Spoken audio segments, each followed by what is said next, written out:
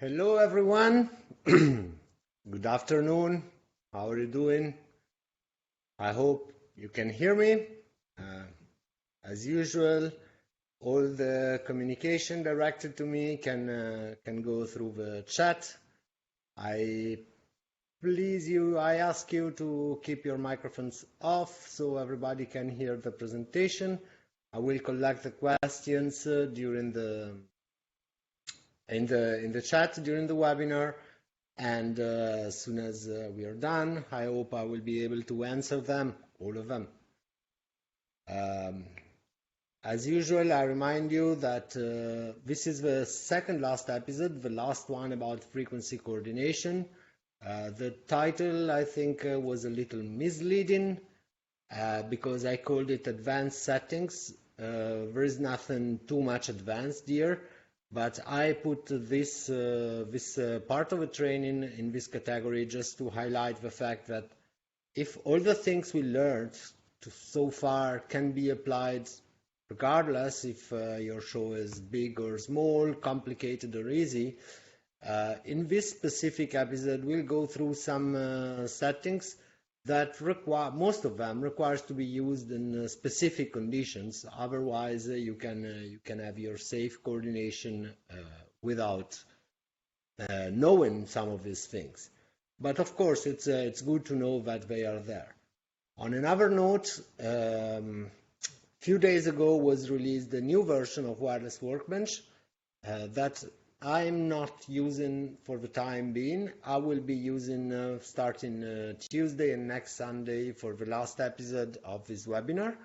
And we may also chat a little bit about what's new in the software. But for this lesson, as it's, I thought it was okay to stay on the old one. Plus, I always recommend to let at least few days pass from the moment the software is released to the moment you use it for a show or you use it for a public webinar, just to make yourself comfortable with it. So this is why I'm not using the latest version of a software that was out 4 days ago, but I hope you don't mind. Oh, just let me. Yes, it's okay. I hope you don't mind, and we'll go through the new version of the software Tuesday and next Sunday, and we'll see what's new in there. So, good afternoon from Dubai, I read in the chat. Yeah, guys, good afternoon. Finally, the lockdown has been a little released here in Dubai. We are again allowed to go out without asking a permission, just in your area, but it feels good to be outside walking again. So, and I wish everyone the same. It's a beautiful sensation when you can go out without asking for a permit anymore. So, situation is moving on, and I'm quite sure that very soon we'll be back to our shows. So let's dig inside the last episode of frequency coordination. Before then, we will have the sixth episode of this webinar. It will be about the monitoring page and, as I said, the new version of Wireless Workbench. So, what is about this? What are this advanced setting about?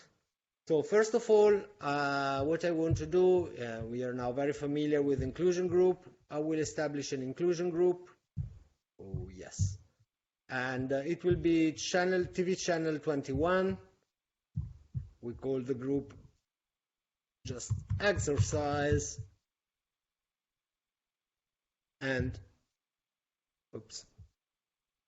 And then we select the TV channel 21 as our inclusion group. Then we go here, we pick up some Shure UHFR devices, for these. We have to select G1E to be in the same range. We assign them to our inclusion group, and we pick, let's say, 16 of them. Okay, and we try to coordinate them. Of course, here it's The view is now very wide. Let's narrow it down a little.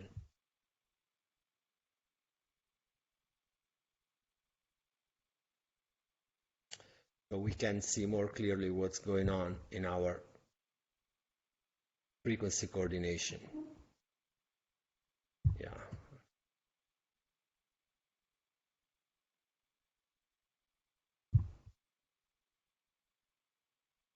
Okay, here we have our channel 21 highlighted, and we have all our UHFR have to be concentrated in this 8 megahertz TV channel. So when we hit calculate, we get only 10 out of 16 frequencies. But let's say, oh, but I don't really need 10, or in case we already saw that we may need a more robust coordination, let's see what's changing if we calculate with a robust compatibility profile. We get only 9 out of 16, and you can see that the devices are spaced a little wider. In the same way, if we calculate more frequencies, we get 12 frequencies, and they are a little more narrow. Now, very shortly, we will see what are the parameters affecting this calculation and how they change in regards of a compatibility level. The last thing I want to highlight on this page about compatibility level is that we can decide to exclude from our calculation certain things. I'll get some new frequencies for that, and yeah, clear it. We get some device that is a little more sensitive to intermodulation to see it better. We add it here. And when we highlight the compatibility profile of this SLX, we can see, of course, the compatibility profile itself, but we can also exclude some phenomenon from our calculation. What does it mean? That we may know that for some reasons there is not going to be intermodulation of 3 transmitters, because let's say they are spaced on a table regularly and they are not moving, or whatever, they are, like, I don't know, couples around. So we can also change and exclude this. How this is affecting our coordination? In standard mode, I can get 5 frequencies. If I exclude this value, third order 3 transmitters intermodulation, I may get something more, and actually I get 6. So there is a chance for us to make our coordination a little more aggressive if the situation allows us to do so without affecting the compatibility level. Why we should choose one way or another, this is depending on what we know about the show. But to dig a little more into the compatibility level, we need to open another topic, that is the equipment profile.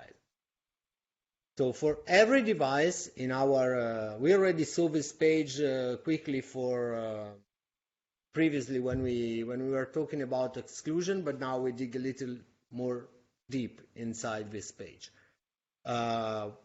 When we have all our equipment, you know that Shure Wireless Workbench can coordinate Shure devices as much as third-party devices.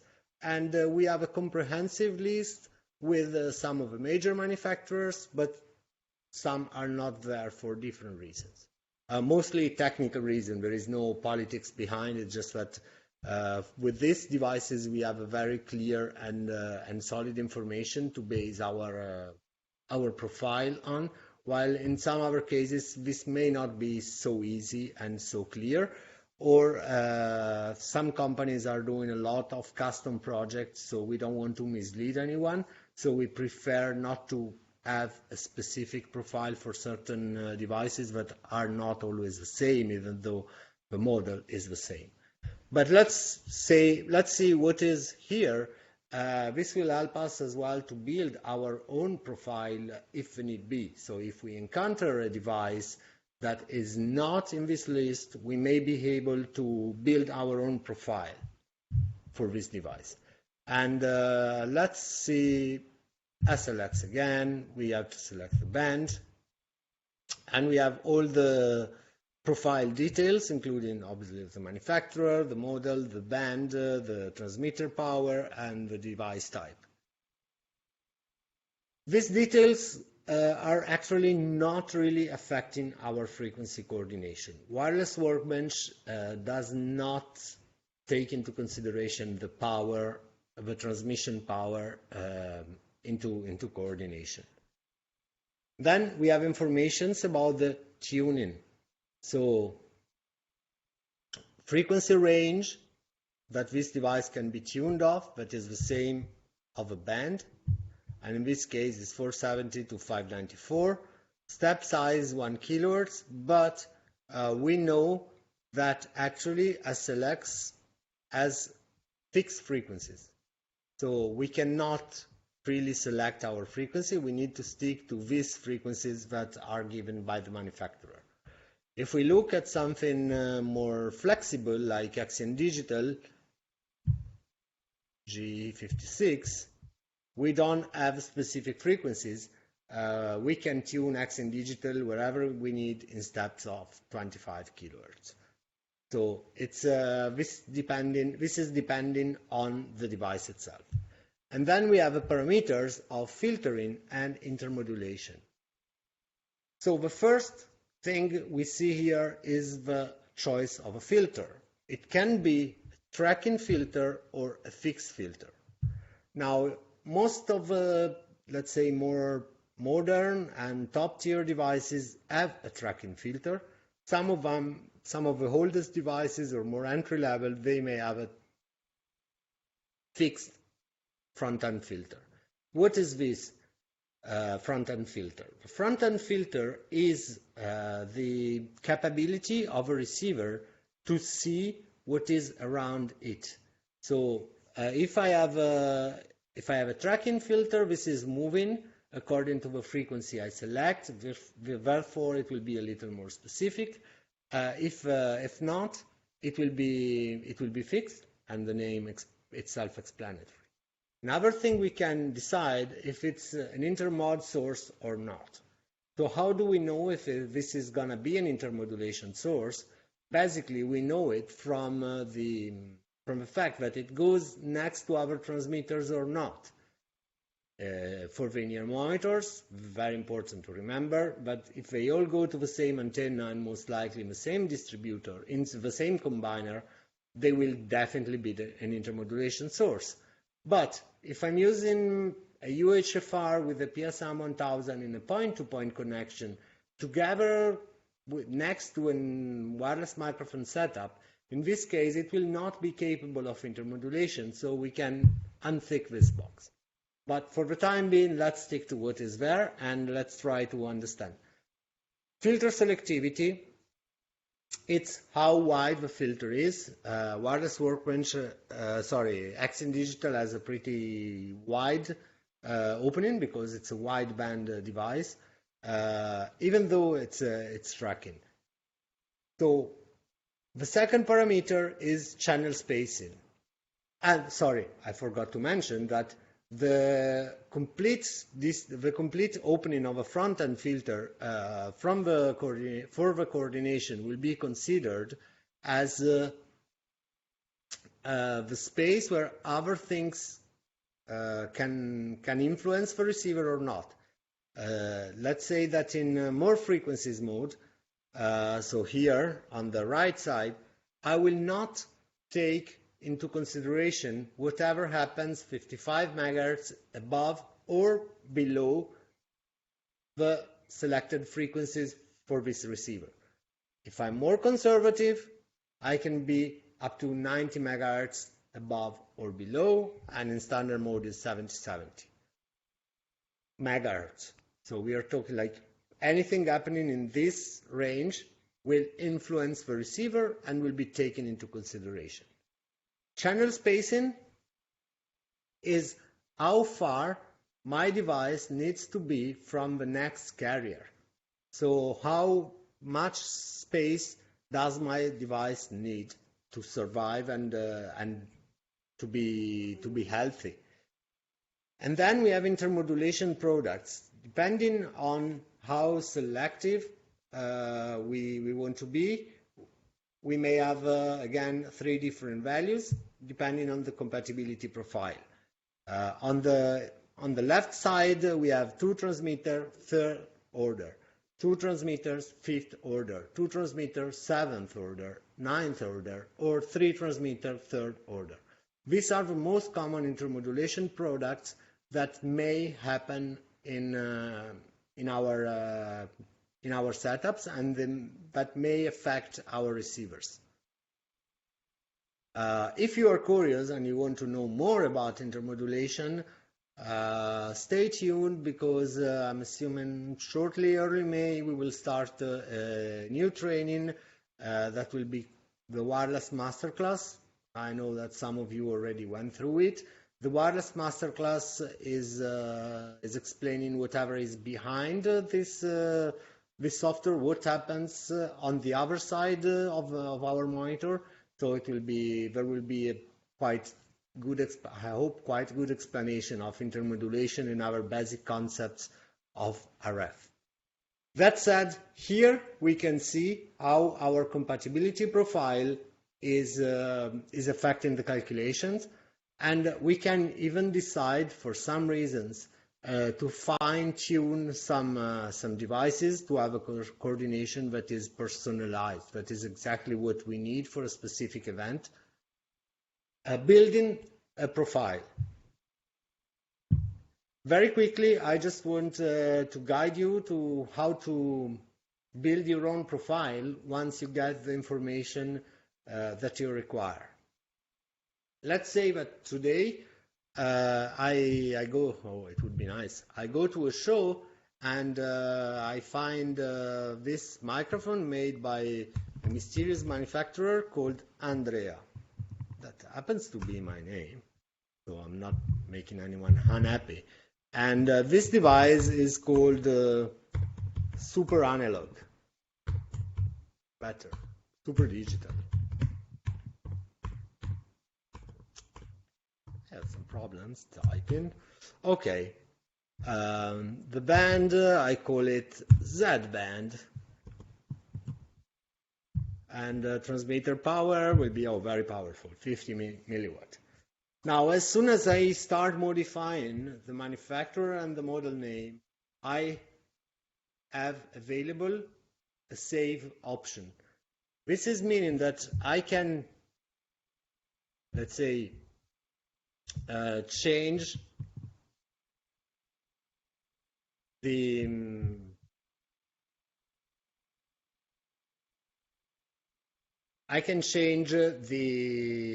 profile of an Axiom Digital. In example, if I get a new band, or for any reason, like I want a super aggressive version of Axiom Digital profile, or anything that comes to your mind. Or let's say that going back, I know that my newfound Andrea Super Analog this time mic will end up looking, oh, I made it wrong, will end up looking like most likely it looks like an accent analog, because it's analog, is amazing good, but it's a different brand and it's a different model, and I want to make sure that I discriminate it from accent analog. So I call it Andrea Super Analog, and at this point I can save the profile in my library, even though now it has only the same parameters of accent analog. I can go here and change everything I need to change according to my knowledge of a product, and then I'm good to go. I insert a new profile that at this point will appear here under manufacturer. It will be Andrea, model, Super Analog, and so on and so forth. So here is where we can build our own profiles. And here is where we can modify existing profiles. On top of that, we can look how the calculation are affected by for the different brands and models and whatnot. During my training, I stepped a few times and someone say, no, I think that this software is better than the other, or this, oh, I like another software better than this. There are different coordination softwares. I'll name one specifically, but I mean, some manufacturers, not all of them, but most of manufacturers are providing their own software to coordinate the frequencies of our microphones. Most of the cases, the limitation is that they can coordinate only their own microphones. So you don't have third-party options in other softwares as you have in Wireless Workbench. But there is a software that can coordinate frequencies for everyone, and it's intermodulation analysis software by Professional Wireless. Amazing tool. I'll compare Wireless Workbench with that, but the thing is valid for everyone else. Someone can say, oh, but this is more conservative, this is more aggressive, this is A, B, C, whatever. Bear in mind that you can have absolutely the same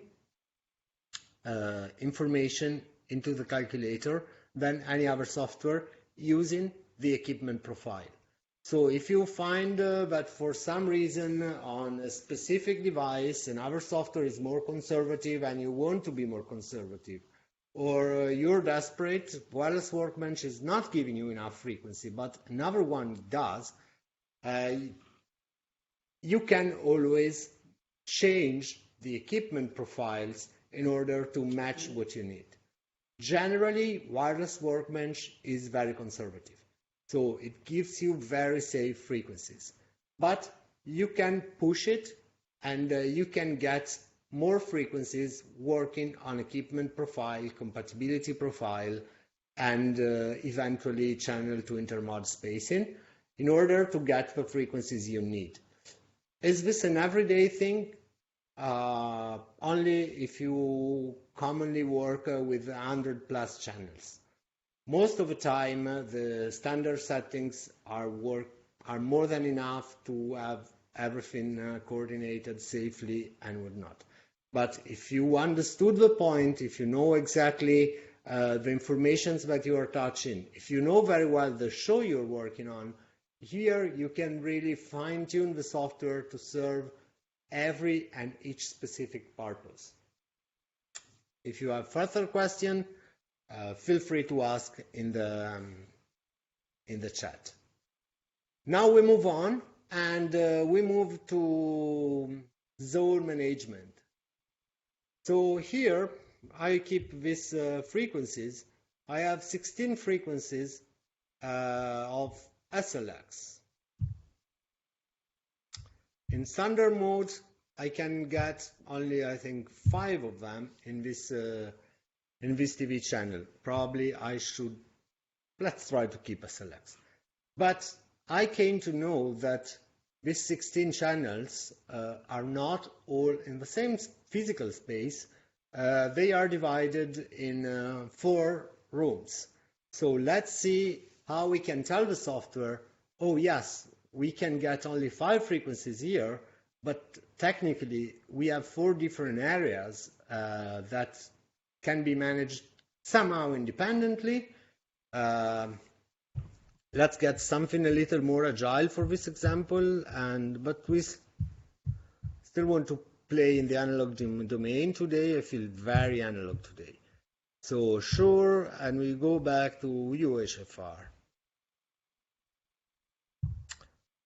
G1E, 16 channels add. Okay, I always have my limitation. So my inclusion group is telling me I only have 8 megahertz to coordinate all these channels. I have 16 channels divided in, let's say, 3 rooms. How I tell it to the software? I go on Tools and Manage Zones. I have a default zone that is always there and cannot be changed. But then I have a plus button and I can build room 1. And then I can build room 2 and room 3. I have my 3 rooms, and we'll see this page later again. But for the time being, I built my 3 rooms and I see them here. Now I move 1, 2, 3, 4, 5 channels into room 1. Okay. Then I move 1, 2, 3, 4, 5 channels into room 2. And the remaining, oh sorry, I moved 6 to room 2, it's fine. And then the remaining microphones are gonna be moved into room 3. My default zone at this point is empty, and I can hit calculate and see what happens. I get all the frequencies I need. How this happened? Because the software calculated intermodulation products to be avoided only inside the room, but it was not calculated between the different rooms. If I have different rooms, there is no risk that microphones in room 1 are intermodulating with microphones in room 2 or in room 3. Am I right? Usually so.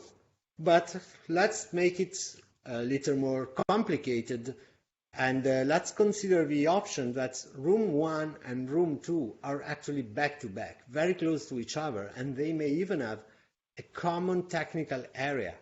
How can I be so specific? How can I tell it to the software clearly in order to prevent intermodulation between room 1 and room 2 and still benefit of them being 2 different areas compared to room 3?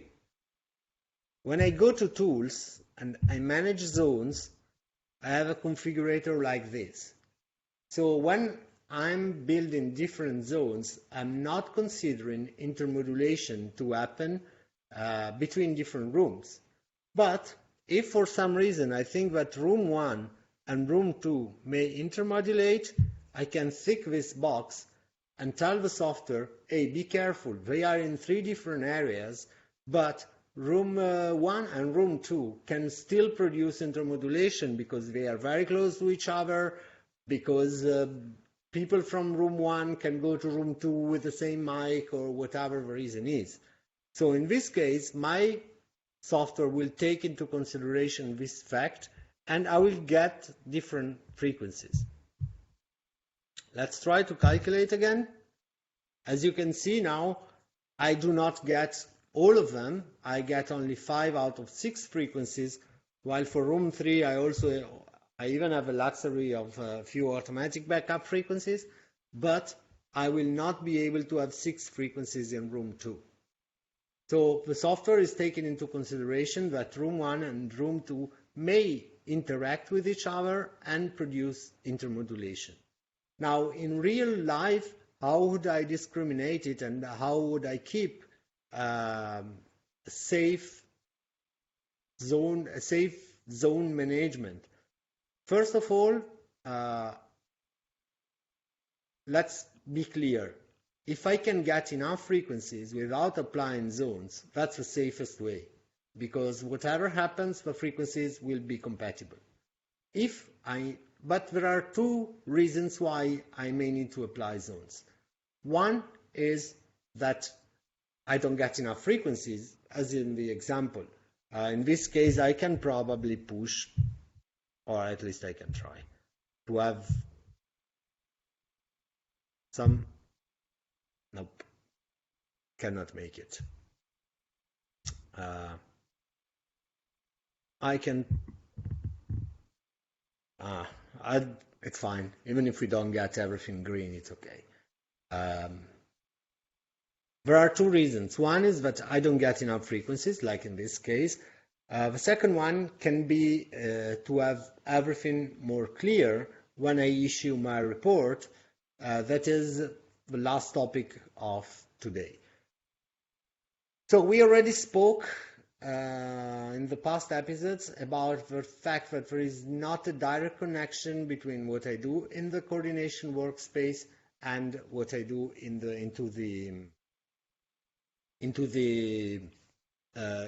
my inventory.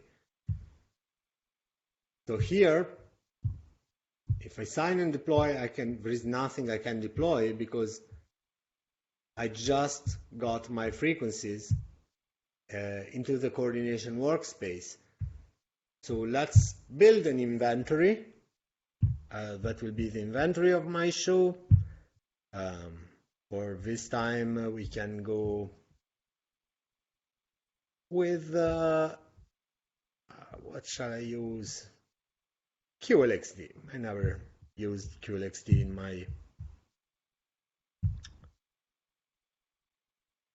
in this training, so let's use QLXD. I get 16 channels, and they are divided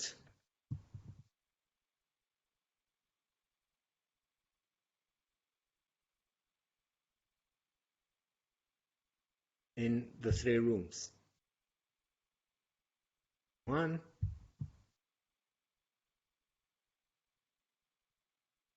room 2, I, and room 3. So I have my QLXD, room 3.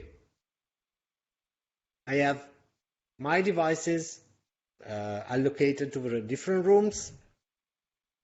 I go to my frequency coordination page. I import the new frequencies.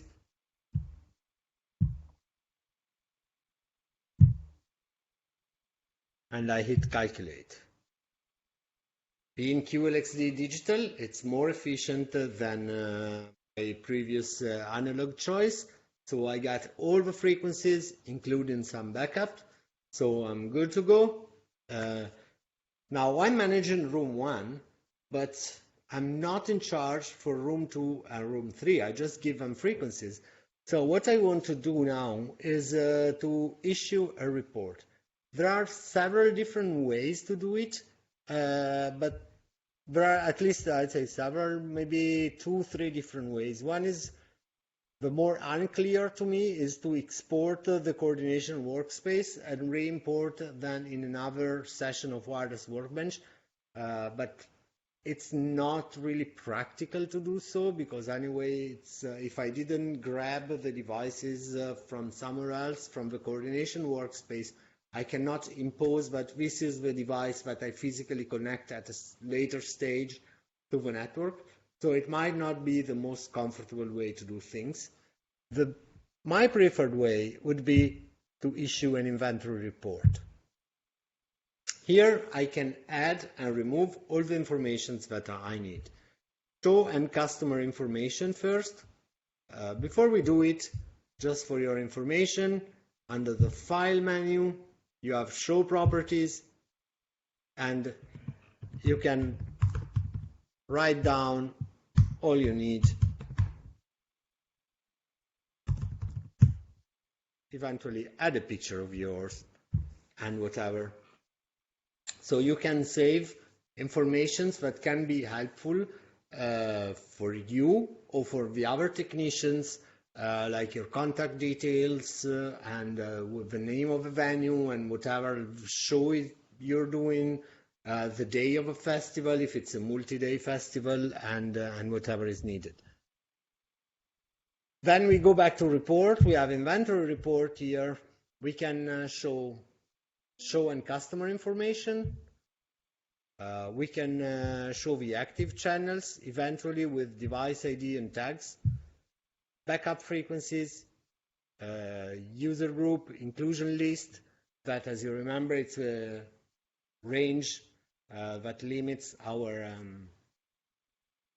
these are the range that we put our microphones in. Eventually, active TV channels, if we are in a country where this is a known information, other exclusion, I always recommend to keep it as clean and neat as possible, so all the informations that are not mandatory, they shouldn't go into the report because they make it more difficult to read for other people. And here we can generate a report. So we have very clearly mentioned, okay, exercise, that's the name of my show, point of contact is Andrea, and here, oh, I still add some backup frequencies calculated for UHFR that I didn't erase, but still we have, oh, let me go back.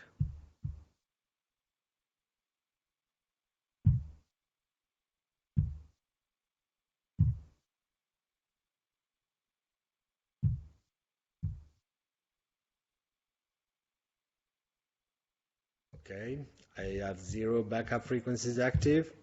Do I have? Yes. Okay. I don't have this backup frequencies in the memory anymore. I do the coordination once again.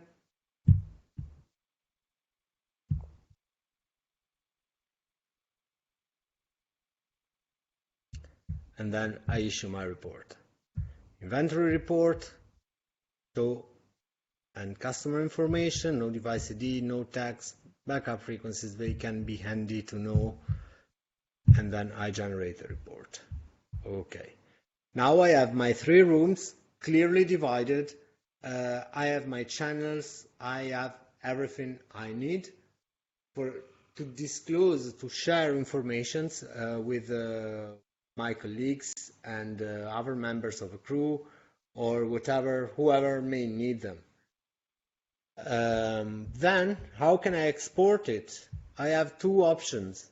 One is the PDF file that will look exactly like as we see here on the page, but we can also export it as a CSV file. Then I need to, yes, I can save it here, save as report for exercise, yalla, save it. So I can keep it in 2 ways and 2 formats. Why this? Because the PDF is just a document that I may enjoy printing and that's it. I can't use it anymore. But a CSV file, a compatible frequency list in CSV format, can be imported in another software. So if someone has another session of wireless Workbench, in example, or is having a different software connected to different devices, whatever it is, this CSV file can be used and to directly import and export information, because at the end is an Excel sheet. So it's very simple and can be helpful in this case to be imported into another device, another computer or another software.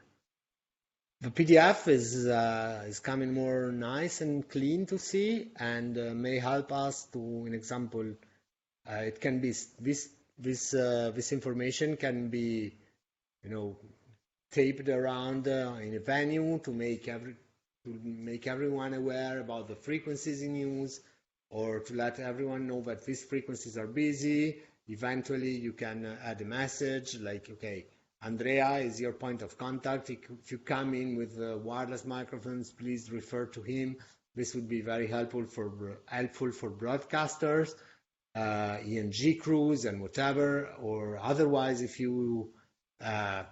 they just come in too much last minute when you are already busy with the show, or you're too busy to take care of the frequencies of ENG crews, at the least you can inform them about the frequencies that you are using. So this is a tool that can have multiple use. And last but not least, you can save it and share on a WhatsApp group with your fellow colleagues so they know where to tune their microphones in the different rooms.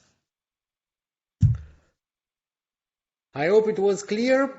We have a question. we can use the zone feature for different bands and artists if they are performing in different time. This is a very good question because Wireless Workbench has not a timeline, but our festivals often do. So what would be the best and safest way to use the zone not as a physical zones, but as a temporal zones? I don't want to sound too science fiction, but I think the concept is this one. This is how I would do it. And we go back to the manage zone tool. We, instead of room 1, we call them act 1, act 2, act 3, and eventually act 4. Okay, these are the 4 bands that will be part of my festival. How do I configure the zones? In this moment, I'm calculating only channel spacing. But while Act 1 is going on, Act 2 may already be setting up. So I need to take into consideration a possible intermodulation between Act 1 and Act 2. But Act 1 will not interact with Act 3 and 4. Same for Act 2 with Act 3. There is an intermodulation issue there? Probably yes, because the guys may be setting up while the Act 2 is still playing. Same for Act 3 and Act 4. So this is another use of the flexibility of a zone manager. Because being flexible, we can protect the act that is playing, but we can still keep more space for the act that will come later in the day. So definitely the zone feature can be helpful for different bands, and yes, the flexibility of a zone manager can really help you to squeeze out all the frequencies you may need without putting the act at any risk. So if someone switches on a mic before it goes on stage, or even all of them, you don't run into issues because your coordination will be safe, but at the same time you're not considering all the possible intermodulation between a band that is playing at 6 p.m. with a band that is playing at 8. So yes, definitely this was a very good question, and I hope I gave you a good answer too.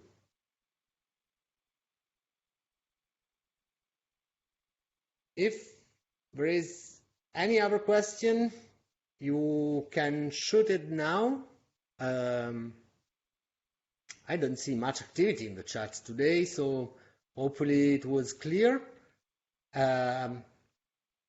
No, I don't see any other question. In case a question pops up into your mind, you are always welcome to use the form into the thank you email that you should receive after this webinar, or in the email announcing the next one. And feel free to ask any question you may have. I'll be happy to answer during the last episode that will be on Tuesday, so in 2 days from now, or in case you like it better on Sunday, it will be in 1 week from now. And if it's not strictly related to the topic of a webinar, I'll answer you directly without any problem. Always very happy to do so. You can reach out at Shure Mia email, that is support_miasa at shure.com, or my own email, that is granata, GRANATA _Andrea at shure.com. I think for today that's it. I hope to see you for the last episode of Wireless Workbench webinar that will be about monitoring. And I hope that you will also register for the next training that will be, I think, officially announced, or registrations will be opened starting tomorrow or the day after. So, and I hope to see you there. Thank you very much, and see you soon.